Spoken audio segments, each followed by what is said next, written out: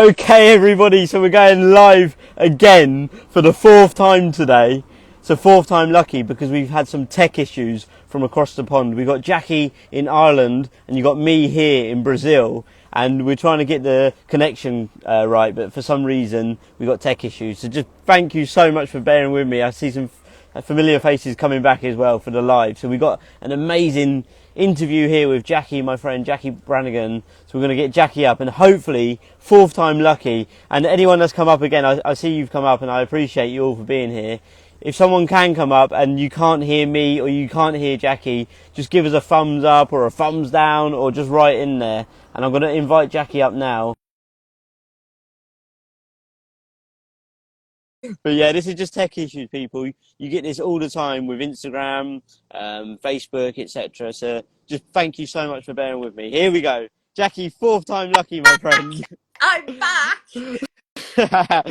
Right, so let's get this rocking and rolling. So yeah, Jacquie, the question was, can you explain a little bit about your life? What life was like growing up, especially in your 20s and 30s? What were some of the challenges and what did you have to do to get you from where you once were growing up to where you currently are today?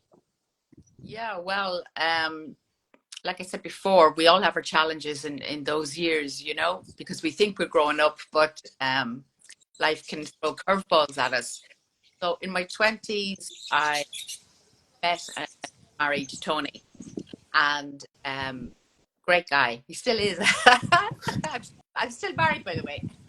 But um, we, after about 7 years of marriage, we decided to start a family.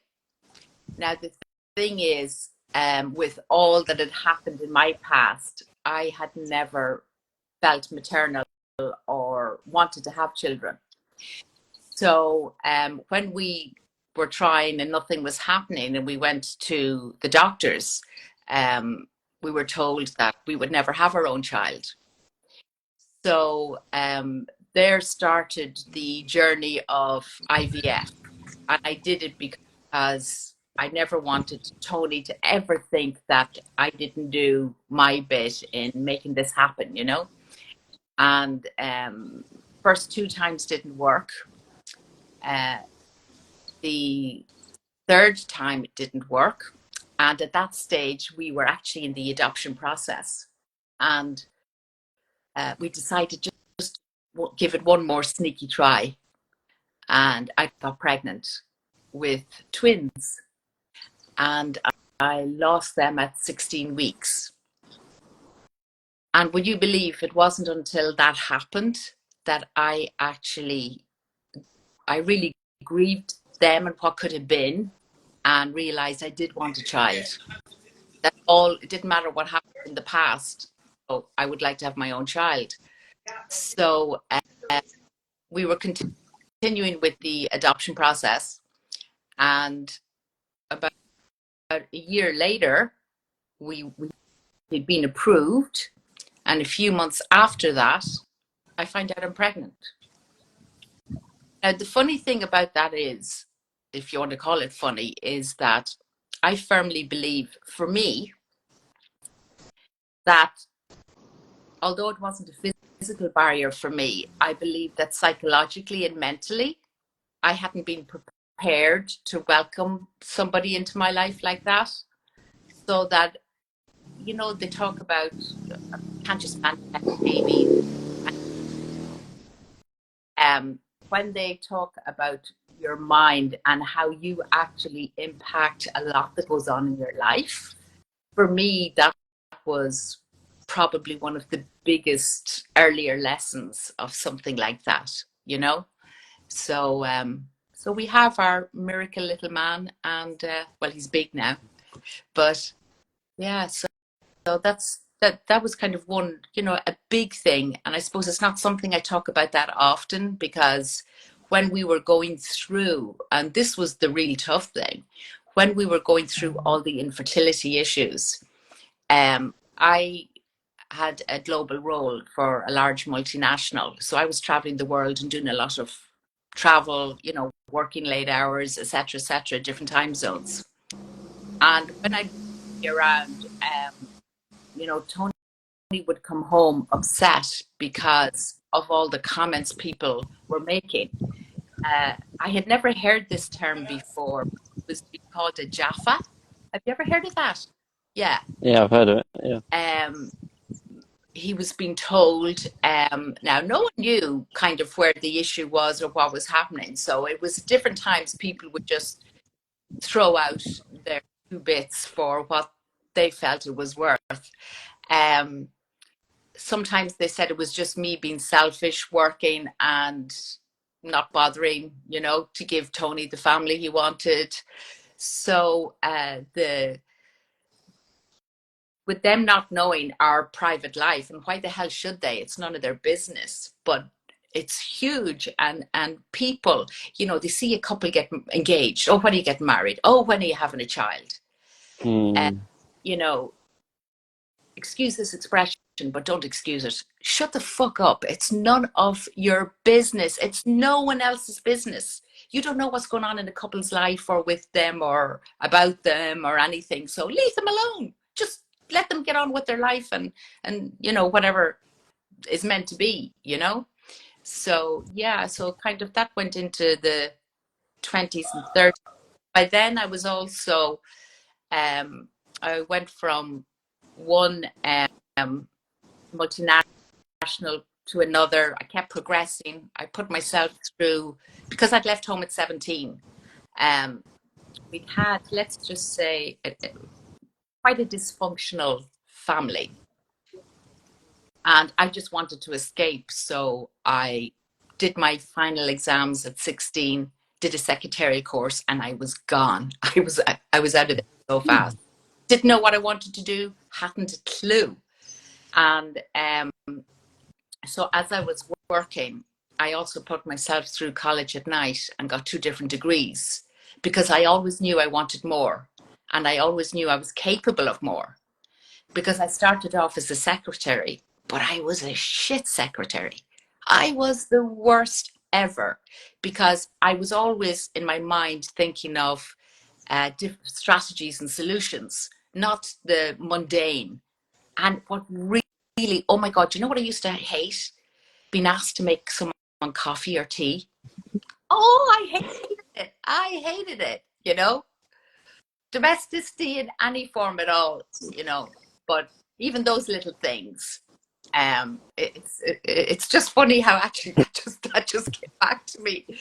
But yeah, so there was so I was working my way up in different companies. I was working full time, doing college at night. So it was a very busy time. Then I said, like, I'd met Tony, and he's always been supportive of me doing what I wanted to do to fill me. So that was great, and just kind of continued on that journey until going into entrepreneurship. So it's yeah, it's been a ride. Jacquie, I just want to say thank you so much for sharing your words there. And yeah, I mean, like you said about, to begin with, about trying to have children, and finally you did get pregnant, and then sadly you lost the children, which I can only just imagine, like the thoughts and the feelings that were going through your mind in that specific moment. But then you mentioned, obviously, at a later date, you got the success with the adoption. You No, got no, no, no, pro- no, no. It wasn't adoption. We were going through the process, but yeah, I, the process. Yeah, sorry, the process. But then you become pregnant, right? yeah. Yeah. So what I want to ask you briefly is about this, because I've heard these stories before, like on different platforms, etc., where people, like women, have said, like a similar situation to you, like the woman may be working late all the time, the husband's working late or stressed out, maybe, for instance, and they're both hoping, and wishing, praying that they can have a children. But then the people that I've heard say this before have said themselves, like they've actually almost felt like they've pushed the child away, like pushed a potential child away by overthinking it so much. So what I want to ask you, Jacquie, was there a shift in your mindset for either you or your husband? Like, was there something that changed which you maybe could think back, maybe it was because of this which allowed what we sort of wanted into our life, which was a child. Yeah, so we'd had the IVF, and God, the first time and when they take away your eggs and all that, that was, oh my God, that was one of the worst ever. Remind me to tell you about that sometime. But for me, it wasn't a physical barrier to having them. I think it was more of a mental one. Yes. So, um, although there were infertility issues between us, on my behalf, it wasn't until I fully embraced and had the loss of the twins that it kind of hit me for the first time ever, you know, and to stop letting my goddamn past and things from my past stop me from being happy and stop me from doing something that would be magical for us as a family, you know? So, yeah, yes.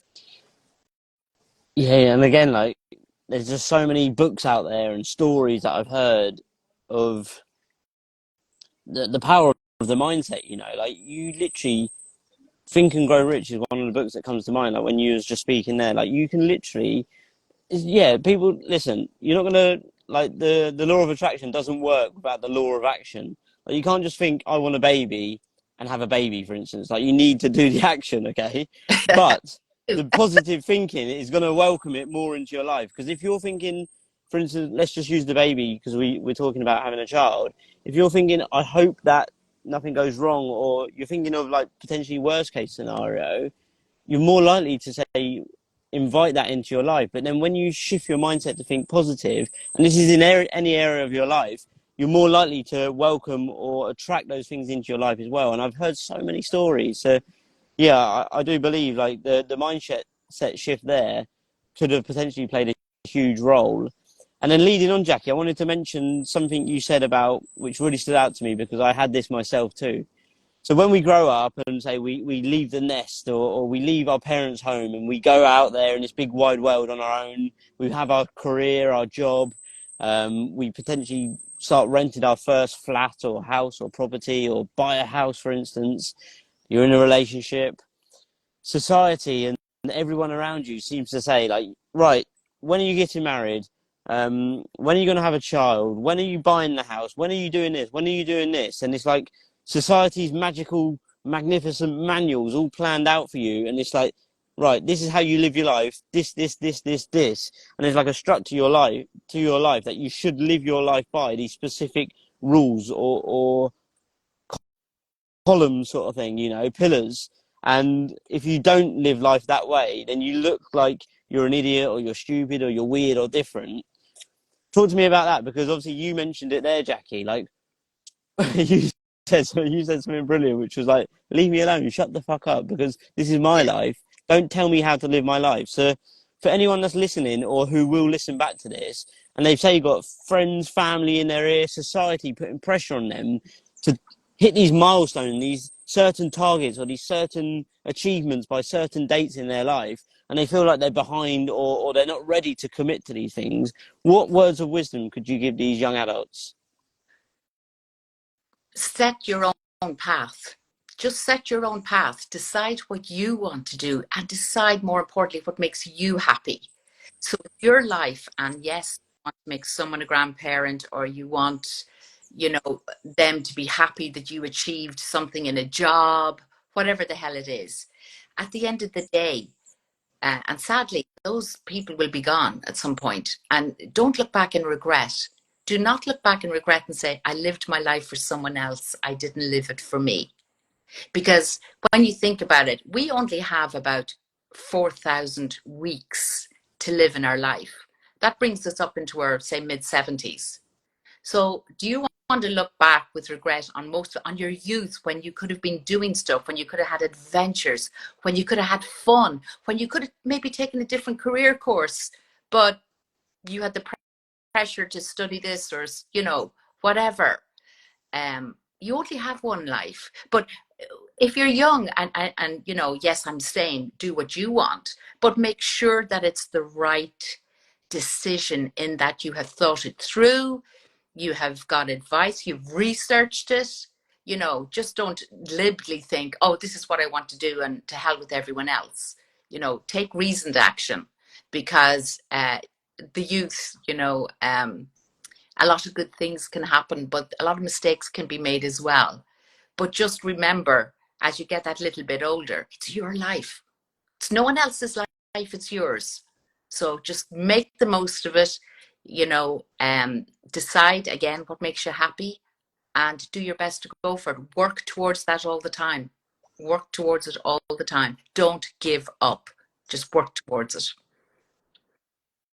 Wow, we could literally end here, and I think that was so powerful, Jackie. You know, and I'm a big believer, like, in not getting to the end of your life with regrets, because regret is something that you will take to the tomb. And you know, you may have heard it, and some people on here as well may have heard it. Like, when I was going through that depression, one single thought stopped me from committing suicide, and it's World Suicide Prevention Day today as well. So it's good that we're talking about this. And when I was going through that depression, when I was suicidal, the day that I planned to kill myself, one single thought went through my mind, which said, could I live with the thought of dying with regrets?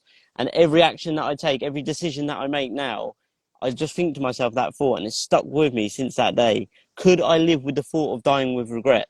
Just imagine laying there on your deathbed at the end of it all, thinking, I wish I could have done that, or I wish I would have done that, or I wish I would have taken the action.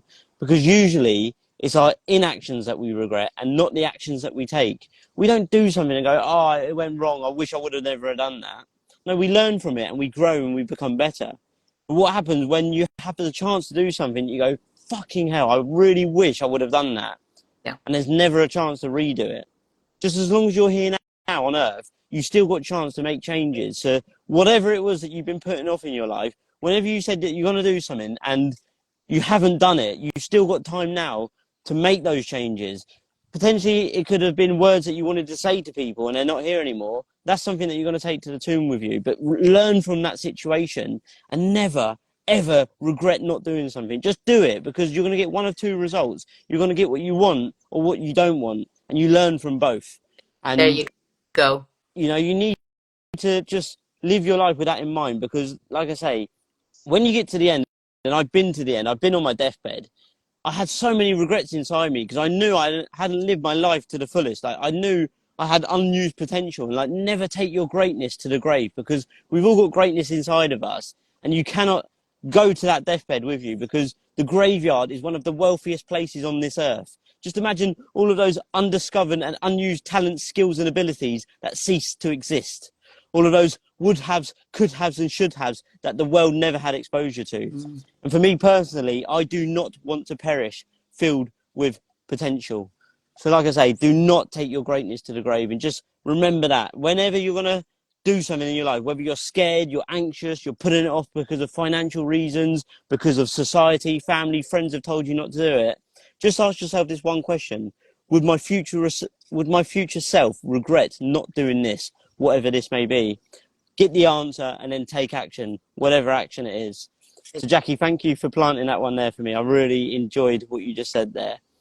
So, Jackie, Oh my, I want to, I want to move on. And you said something there as well, which really stood out to me when you said about in your 20s or in your younger years, 20s, 30s, for instance, you're young because, like, we're only young once and everyone's getting older. Like, we've all been dying since the day we were born, and this is the facts. Like, no one's getting younger. And I put off making a career choice for many, many years. I had one career my whole life. I had one job in one career as a car mechanic for 13 years. And I'd always put it off because of financial reasons, because I had a mortgage, because of this, because of that. I always found an excuse for putting it off. But it was only until I found myself at rock bottom, I was forced to make the change. But you don't have to wait for the force. You don't have to wait for the bad thing to happen in your life. Like, you don't have to wait for disaster to strike to then decide to then design the life of your dreams. You know, like, you don't have to wait for calamity to then change, but so many people do. And you said something, Jackie, that stood out, which was you knew that you was working in this reception job and you hated it. You didn't want to be making people tea. You knew there was bigger and better jobs out there for you, but what it was, you took a night course, I believe you said. You took college courses, 2 college courses, or you took different courses. So you Yeah. pushed yourself outside of your comfort zone to then say, right, I want something. Mm. I'm going to have to take uncomfortable action. I'm going to have to say no. I'm going to have to make sacrifices. Because in life, if you don't sacrifice for what you want, then what you want becomes the sacrifices. So you make those sacrifices in order to then say, have the delayed gratification to eventually get it or get to the place where you wanted to go in the future. So just talk to us about that. For anybody that's, say, potentially not happy in their current career, they want to make change or a completely 180. They're in this one career where they've been their whole life, or maybe one area of a career for their whole life, but they want to do something completely different. They want to do Instagram. They want to be a coach. They want to, I don't know, they want to become a swimming teacher. They want to do anything, but they don't know where to change. What piece of advice, Jackie, from doing it yourself, could you give to someone that is maybe unsure what career choice that they want to do, but they just know that it isn't the one that they're currently in? Yeah, it's um, for me, I suppose, when I hit that situation again, right, in my life, um, and I really don't want that. This is what I don't want people to reach the same depths that I did. So I didn't know that I'd been living in burnout for over 10 years. And it wasn't until I literally crashed and burnt. And then it took me over 2 years to get myself sorted and find my purpose again. Okay. Um, People can do that. This is what I said when you're younger, if there's stuff that you want to do. Now, I didn't know I would be, a life balance and burnout resilience coach, as well as the other stuff I do. I didn't know, but I learned from my own challenges in life, my own experiences, everything. And we all have a lot, so much within us, um, that we can share and help people, and be it a job, be it you're self-employed, be it you're a coach, be it you're a teacher, be it whatever it is, but we all have so much within us. But we go through periods of looking at other people, look at what they're doing, look at the success they're having, or being happy as I was for a while, for quite a while, running a 7-figure business and whatever, thinking, oh, I I've made it. This is it, you know. Not realizing that, of course, as time went on, I was less and less happy. I had health issues. There was so many different signs that I didn't know or recognize, because I just kept going, because that was me. You just keep going. You just keep doing it. Oh, sure, I'm a bit tired, or I'm not feeling well, or, um, I don't feel I can focus very well, or maybe I'm getting a bit more irritable, or, so all these different things. And if I had known more about all of this, and been able to get the help, the proper help, other than being dosed with antidepressants or all this kind of shit that um, it might do something for you initially. And this is only my opinion, not giving any medical advice. If you want to sue someone, go off somewhere else. But in my opinion, it's like, yes, there is a time and a place for all these things. And some people, depending on how depressed they are or what's going on, of course they need. But for me, I found being on it kept me like a zombie. I wasn't able to plan. I had no initiative. I had nothing whatsoever. And although I'd had that before, this even compounded it even more. So when you're going through stuff, or even just looking back and looking at what it is you want to do, or what makes you happy, look at your path, look at your own journey, look at your own experiences, because there were ones that it was only when I went through chronic burnout that, for instance, I it'll be 2 years ago on Christmas that I told my husband something that I had never shared with him, and only a really good friend of old knew about, was about me being molested by different individuals as a child. And, my parents gone, I think if they only knew the people that they trusted to be in their children's environment, you know? So when you go through stuff, I hid that and I buried that for years, absolute years, you know. Um, and whenever these thoughts about it, I would remember, I'd work harder. I didn't want to think about it. I just work harder. So I kept bottling it up, pushing it aside, pushing it aside. But no matter what you've gone through, and some people have gone through a heck of a lot worse, but if you push it aside and keep pushing it aside, it's going to come back and bite you in the arse someday. And that was only one of the many things from different things that had gone on that I just pushed aside, being the wonderful people pleaser that, well, I'm doing my best to be a reformed one now, So when you look at different situations in your life, be personally aware of everything that's going on, be personally aware. And if there is something, talk about it, address it. Don't bottle it up, because you're the only one that it's hurting. Because for me, the individuals were long dead, but I'm the one that was bottling it up inside and hurting me, So there's just many things that come to mind about life and different experiences. Oh, I don't know. I could go on forever on all of this. Wow, Jacquie, I just want to say again, thank you so much for sharing those words there. Like very, very, very powerful words. And yeah, I can only imagine like the things that you must have gone through and how it affected your life moving on. But what comes to my mind there, you could actually compare what happened to you, but then also you can sort of compare it to work as well, about having the awareness of just like your life in general, because I'm sure many people are watching this and they've been working a job, like same with you, they're working a job for 5-10 years. They just turn up every day on autopilot. They're not enjoying it, but they're just turning up just because it's a job. They earn the money, they go home, they do the same again, and they've been doing this for years and years and years. But then on the other side, you said like the awful things that happened to you as a child that you really wasn't too sure about, which are horrendous, by the way.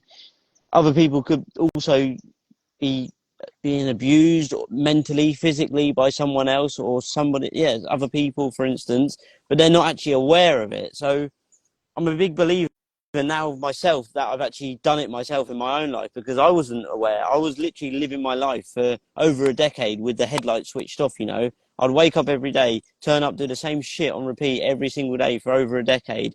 And then when I come to that relationship breakup, I was being mentally abused every single day.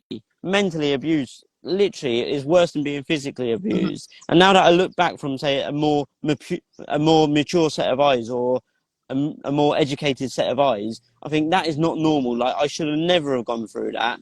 But I'm so glad that I learned the lessons now, because I could have still been going through that as well. But also with the job, for a long, long time, I was unhappy in that job. And I just put up, like you say, you just shut up and put up. You just get on with it just because. But you don't need to wait for that. You don't need to let that happen in your life. Like, so many people are waiting for a tragedy to then change their trajectory. Like, you don't have to wait to hit rock bottom or for something to go horrendously wrong in your life, to burn out, to be abused, to be mentally destroyed, to get depression, whatever happens. You don't need to wait for these disasters to strike to then change your life.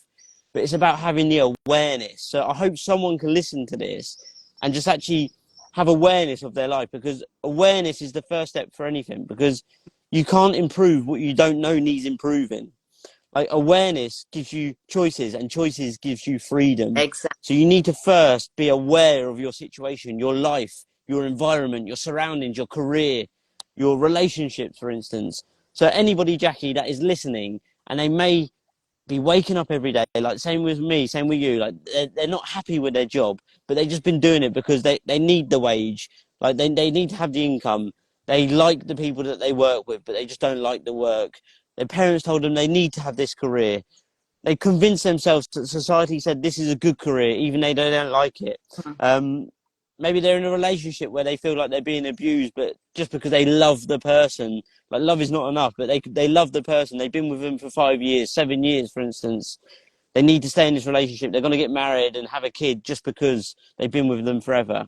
Someone that's listening and will hear these words today, Jacquie, what advice or tips or wisdom could you give to them to just evaluate their life and just to make sure they are on the track that they want to be on rather than what someone else has almost told them or forced them to believe?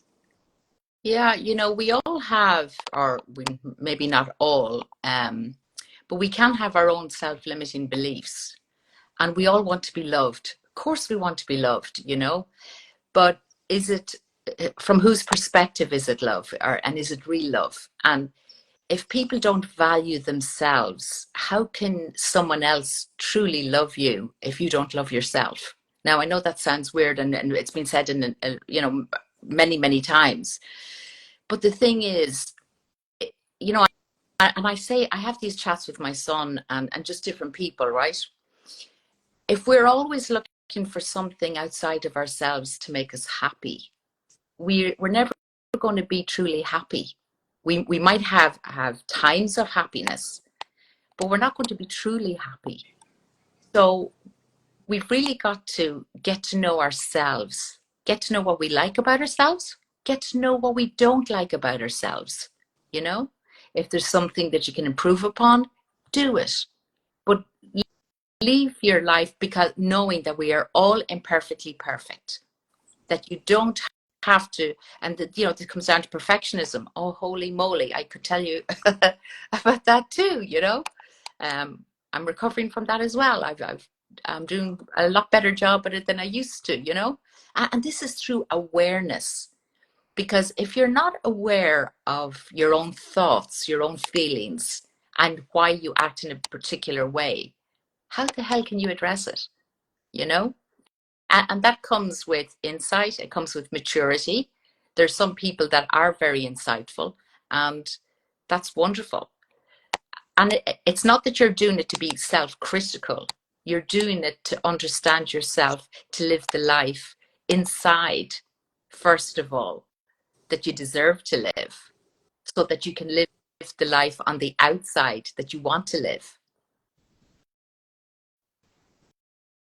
So Wow, that was very, very inspiring. I was very inspired from those last words that you just mentioned there. And it's true, like everything starts in here. It all starts within. And same with you, like a long time back, like I was looking for happiness everywhere externally. And I based happiness on all the external things until it took me literally hitting rock bottom where I said I wanted to commit suicide. And it took until then, literally breaking point, to then say, no, I need to start working on myself. I need to do the journey inside. And, the journey of self-discovery and the journey inward is the most important and beneficial journey that you'll ever go on. Yes, it's the most scariest. It's the most daunting at sometimes, the most challenging it can be. But trust me, it is the most rewarding, because when you find out who you truly are, what you truly want, what you truly love, you don't need to rely on anyone or anything else to be happy, because you're just happy with you. And, like, it's crazy to say, like, there was a time when I absolutely fucking hated myself. I hated myself. And now I can honestly say that I love myself, and I love myself too much sometimes. But I almost push people away because I'm just like, no, stay away from me, because I love myself that much. And to make that flip within just a couple of years is crazy to say. So it just goes to show that it is possible, but it takes you to go inwards rather than looking outside for your happiness. Never base your happiness on external things, because if you don't go within, you'll end up going without in life. Like everyone that's going out there looking for things, whether it's cars, watches, homes, alcohol, drink, drugs, sex, for instance. If you're looking for happiness in there, trust me, I've tried it all as well. It doesn't bring you happiness. It's momentarily Mm. happiness, and that does not last. True happiness is when you go inside, you love who you are, and it radiates, and then you attract the right people around you, and it just turbocharges your happiness, and you'll never be unhappy again in your life. Yeah. Um, And the so, thing, Jackie, I just want to, yeah, the thing yes, is, can I just say about that is that we don't always know this, or know how different, like I said, self-limiting beliefs, imposter syndrome, perfectionism, all dealing with toxic people, all these things, we don't realize that when they are compounded, when you add all these up and how they affect people. And I only wish that the educational systems in the world addressed with the youth, which is the perfect time to do it, about more about their well-being and mental health, instead of it being grades and sports that's valued. Because if they could learn that at an earlier age, it could take them so much further in the world and have so many more happier people, and hopefully a heck of a lot less suicides. So I think there's a lot that needs to be addressed, but we can only probably address it within ourselves and maybe our immediate circle. But just because you become aware doesn't mean that you point the finger at others either, because they're going on their journey. And sometimes you can try and help guide them and say the odd thing, but until they are in a position up here to fully acknowledge, accept, and embrace what it is that's going on in their life, it's going to be tougher for them for that bit longer until they do. And if they don't, it's going to continue to be tough. yes, I totally agree with you there, Jackie. And I made a quote.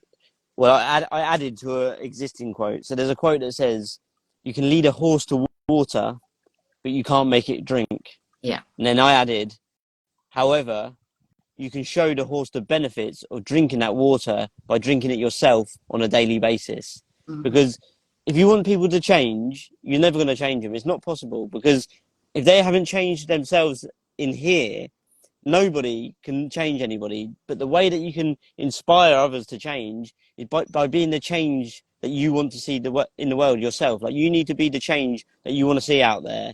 So embrace change yourself first, become the very best version of yourself, and people are going to see you and say, "Oh my God, like, she's working on herself, she's doing amazing, he's doing great." Mm-hmm. And that's how you inspire others to change as well.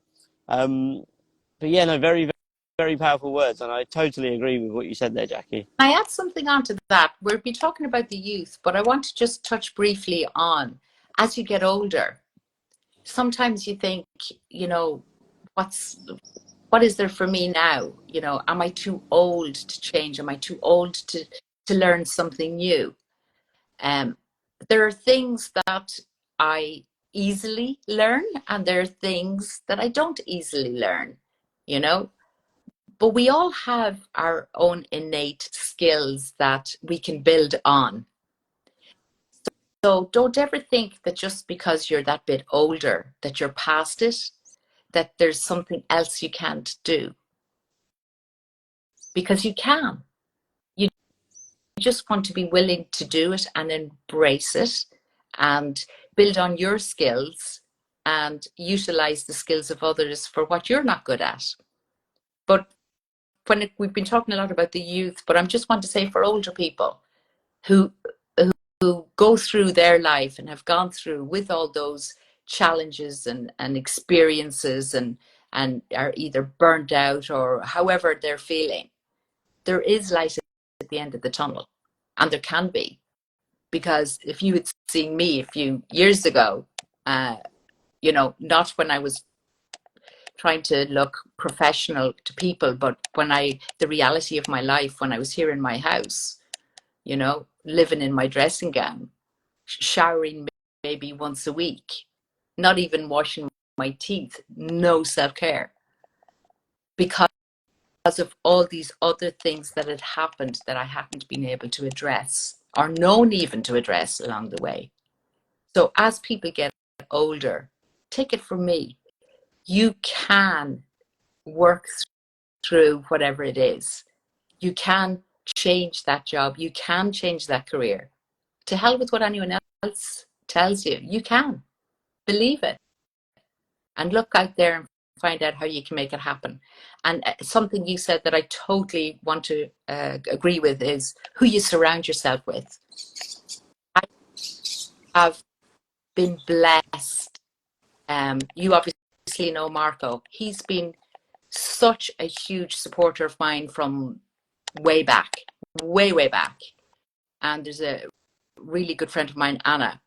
When they believed in me when I didn't believe in myself. So surround yourself with the right people, and it really can make a huge difference.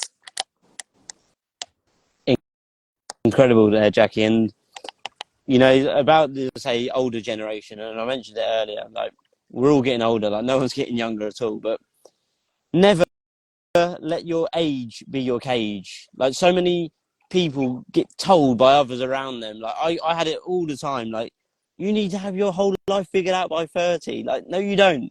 Like 30, yeah, it's obviously a best before date, but it's not a use by date. Trust me. So like you can learn anything in your life. Like, but what it is your desire to change must be greater than your desire to stay the same. Like, if you want to change, you need to want it that much that you're going to make the change no matter what. Like anything can be learned. Nobody come out of the womb and they knew everything, right? Exactly. So everything is learnable. Like you can learn anything as long as you're alive and as long as you're willing to learn. You can literally learn anything. I know people in their 60s, in their 70s that are incredible with this whole marketing business. I've got no clue about it. I'm fresh. I'm 30 years old and I'm like a green leaf behind me. I don't have a clue about it. It's all new to me. But just because I don't know now doesn't mean that I won't know in 6 months, in 1 year, in 5 years, in 10 years. How better can I become if I constantly take steps forward to improve? Because we mentioned it earlier about being perfect or perfectionism. Like practice doesn't make perfect, but practice makes progress and eventually makes permanent. And nobody should ever say aspire to be perfect at anything, because when you're perfect at something, surely that means there is no more room for growth. And it's progress in life that equals happiness. So never try to be perfect. And just know that if you don't know now, this is a whole opportunity. Like this is a fresh canvas for you to then start creating the known. Because if you don't know, there's so much to be discovered. Like the more that you don't know, the more you don't know. Like no one knows everything in life. And I don't know one person that knows everything about everything. And if you want to become good or great or amazing, incredible at something completely new, something that you never tried before, you're going to be shit. You're going to be shit. No one starts something new and is the best, right? So never let your ego stop you from starting. Like, don't think because I'm not good now, there's no point in me starting. Start shit, start scared, start confused, but start today and focus on progress over perfection and just become better. Like, know that fucking up is the first step to finding out anything. So you're going to mess things up. You're going to get things Yeah. completely wrong. But just say, I'm willing to give it my all and move forwards and progress and become the best version of myself in whatever area it is. So, Jackie, thank you so much for sharing those words of wisdom there with us. So, as we're bringing this to an end now, Jackie, I do have the 5 quick questions that I like to ask everybody. So, if you're happy to go ahead, we're going to get started on the 5 questions, Jackie. Sure. Oh my God, this is flying. So, Jackie, the first question is, what is the best piece of advice that you have ever received and why? One of the best pieces of advice is just be you, be yourself, because we're all authentic. We're authentically us. We're unique. So whether some people are authentic or not is different, but we are authentically us as an individual. So just be you, because there's no other you out there. So instead of trying to look at all these other things that people are doing, be you. Sometimes if you're doing something, just add your own flair to it. Don't copy what others are doing, because people we talk about the know, like, and trust factor. people want to get to know you. So I can have the most serious, whatever conversation. Yes, I can. But I can be sassy as fuck as well if I have to be. And I'm also one of the kindest people you will ever meet in your life. So just be you. Just be you. All shades of you. Just be you. Yeah, like, I'm a big believer in this myself because for years, and I hold my hands up, for years, I was living a life inauthentic to myself. Through that relationship, 6.5 years, I was being someone who I thought the other person wanted me to be. So I was living a fake life, like put on this persona, this mask, trying to be what this other person wanted me to be, when in fact I wasn't living true to myself. So people around me or new people that I met, I created this identity about myself, which wasn't who I truly was. So then people know you for being this person, which it wasn't me. Like we're all born ourselves, but most die someone else. So live life authentic to you because we're all born originals, but so many die copies. So don't go to your grave dying someone who you really wasn't. Like go to the grave knowing that you was your true, full, authentic self, and you shared the whole of you, you know, with the world. So yeah, that's really, really important. So thank you there, Jackie. So moving on to the next question is, what is the worst piece of advice that you have ever received and acted on, and what was the result? Jesus, there've been so many.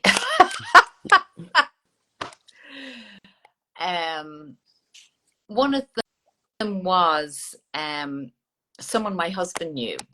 This is just one of them. Someone my husband knew, and he knew him well. And this person approached us with an investment opportunity to do with shares and showed us that they had, I suppose, inside information, if you like, and had bought shares and look how much they had made, etc., etc., etc. So we were obviously doing our thing and working hard, both of us. And my husband had thought, no, I'm not going to do, I don't think it's wise. And I said to him, I think I'll give it a go because wouldn't this really help us if, when it works? So it was 50,000, didn't have it at the time, borrowed it from a financial institution. And within a short while afterwards, it turned out that this so-called friend knew did know what was happening on the inside, and had people buy shares so that their shares went up, right? They cashed out, and then all the shares plummeted. So for years and years later, I was still paying that off. It was, yeah, one of the financial lessons I've learned. So, you know. And that goes back to really like doing your own due diligence in life. And Yeah, but we can say that about due diligence, and I totally agree with you. But you also have, when somebody is, for instance, this is somebody who, when we were going through infertility, was one of the few, very few wow, about. wow. So it's not like it was just somebody you meet down the pub or whatever, right? Mm. So So this is more of a breaking of a trust there as well. Then so damn right. maybe then Jackie, just quickly while we go through these questions, while we're on this topic, for anyone maybe seeing potential warning signals in someone's behavior that they've really trusted, for instance, because sometimes it comes from out of the blue. Like sometimes people can just change on you like that. But for instance, if someone says sin a potential something that isn't quite right, or someone's said or done something that's not usually normal, what would you say to someone, maybe in a friendship or a relationship, career, for instance? What would you say that they could or should potentially look at from your own mishap there? Yeah, I mean, I still want to be able to trust people, especially people that I consider close to me. I don't want to hold them in any deep doubt or whatever. Mm. But when you are making big decisions, I would always say the quick fix is never the long fix. Never, never. It's this shiny object syndrome, right? So forget the quick fix. You're better off looking at something that's more sustained. And again, okay, do more diligence with the, not just the person, but the whatever opportunity they are bringing to you.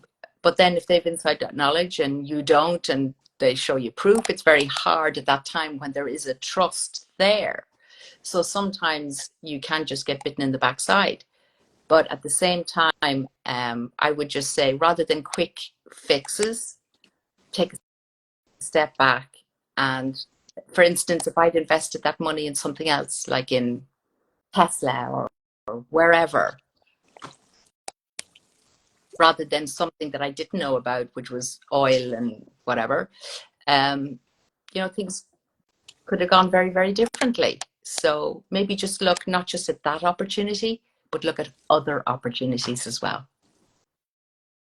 Yeah, very, very wise words, and like, I've done it myself.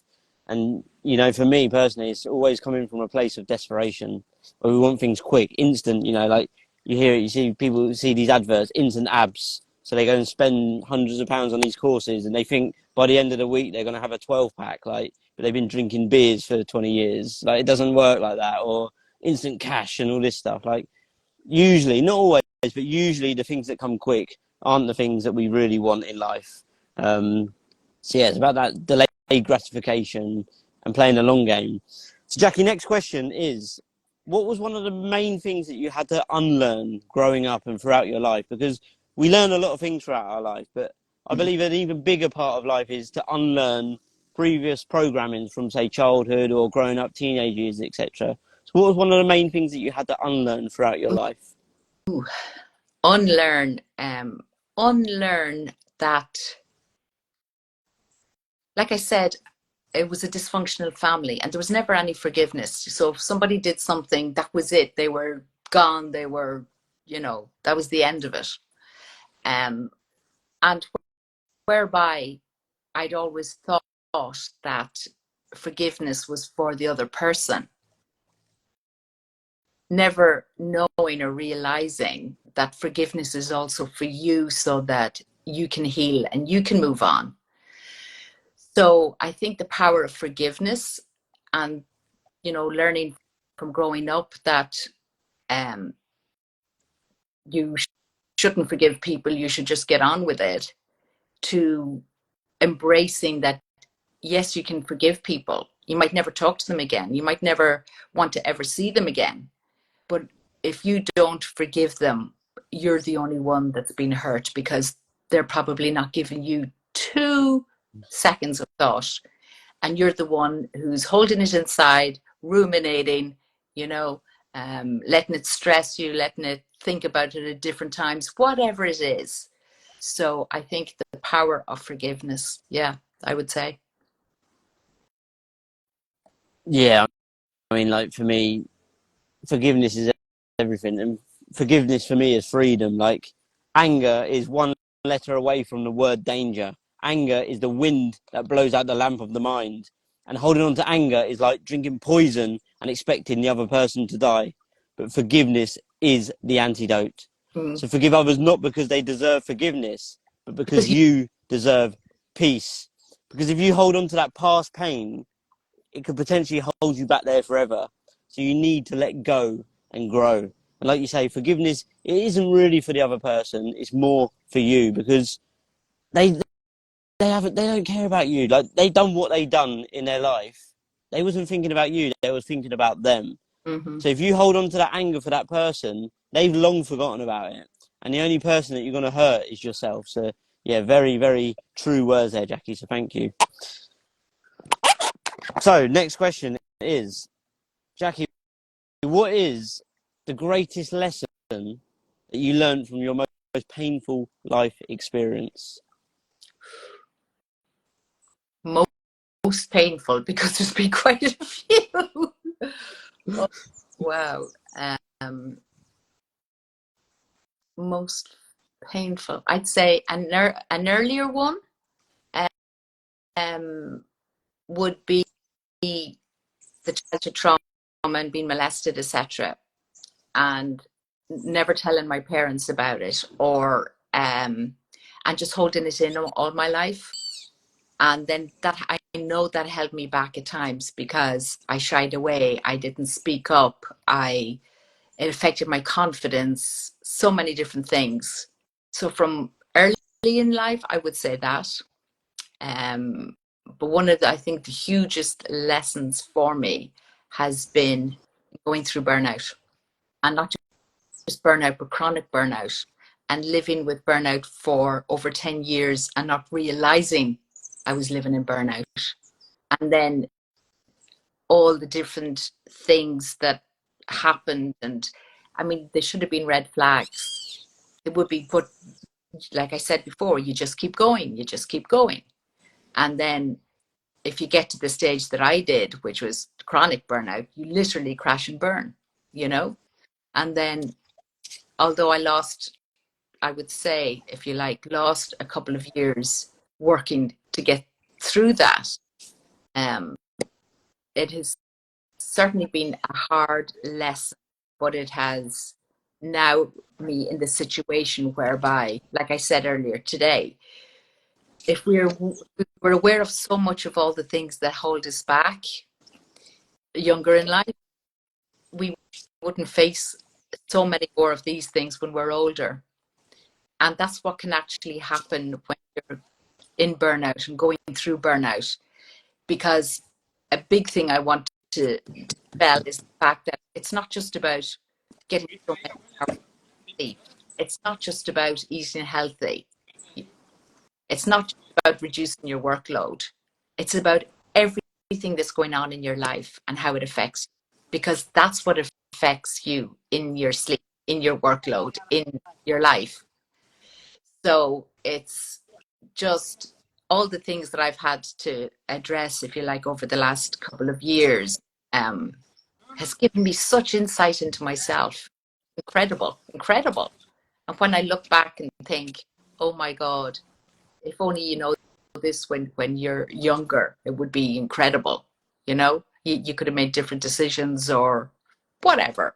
But yeah, so, but going through that chronic burnout and all those years, and when I say the 2 years in recovery, that's not the 10 years of, there were some good things, but physically and mentally, so much more bad things that I didn't need to go through. So, yeah. So that was a heck of a lesson. Yeah, I'm sure. And again, like you mentioned about not bottling everything up inside, and like I've done it, many people do it as well. Um, like emotions are the reporters for the soul. Unexpressed emotions will never die, and they are buried alive and will come forth later in much uglier ways. And you mentioned this earlier, Jackie, like you had all those emotions inside of you that were built up, and then you never got them out, and then they turn up in different areas of your life as well. But the thing is, Brian, can I just add to that if you don't mind? Yes, please, please, please, please do. We're going through these things, but we don't recognize them. We don't And it comes back to awareness, right? right? It so it's all this full awareness, I suppose, because that's what's needed. Because you might naturally realize that you've got this, and this, or whatever in your life, and it's only sometimes in having a conversation with somebody that you think, oh my God, that's how I've been feeling, or that's how, so again, back to awareness. Yes. So because like I say, so many of us, we just live life on autopilot, and we're like, oh, my life's fine, my life's okay. Yeah, I'm not too sure in this area, but then someone says something or triggers you, and you go, oh my God, I've been living this way for so long now. Yeah. So yeah, wow. No, it's very, very important to question yourself. I believe like we as humans should always constantly be questioning ourselves on a constant basis. But Ryan, you can't question yourself on that if you don't know about it in the first No, place, and don't. I know, but like this is why it all goes back to awareness. Like we need to have awareness. Yeah, it's so true. Like, but how does someone get awareness, Jackie? Like it's from the things around us, the triggers, right?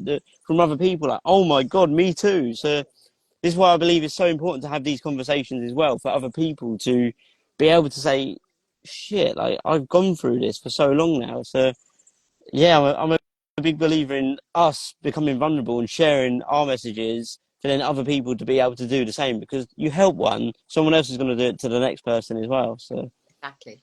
Pay it forward. so Jackie, yeah, exactly that. So Jackie, knowing what you know now, Mm. what is the one piece of advice that you could give to your younger self?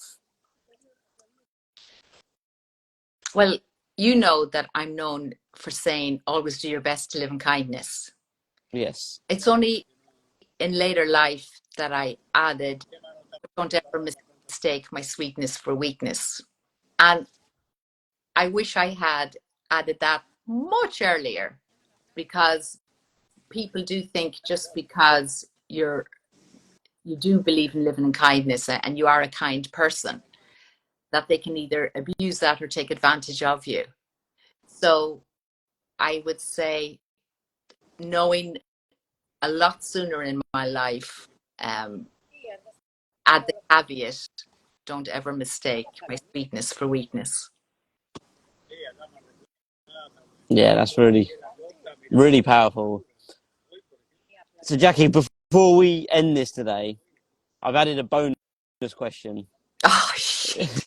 And I like to add this one because I don't tell my guests this one before, and it's just off the top of the mind. So, Jackie, the bonus question is: what is the best thing about being Jacquie Branagan? The best thing about me is one of them, right? I'll show you right now. I am known for this, right? See that? Now, being Jacquie Branagan, you think, oh, she's putting on lipstick. How stupid is that? But no, some people, for me, this is like a little set of armor, if you like. It makes me feel good about myself. So I love lipsticks for that reason. It doesn't matter whether I've makeup on or not, I'll have lipstick 99% of the time. So being me, my lipsticks, my sassiness, and my sense of humor. But I'm also from being having the global corporate to entrepreneur for 20 years. I have years, you know. So I like my wealth of knowledge, my life experiences that I have come to embrace now, and um, just be me, imperfectly perfect, just me. I think that's a great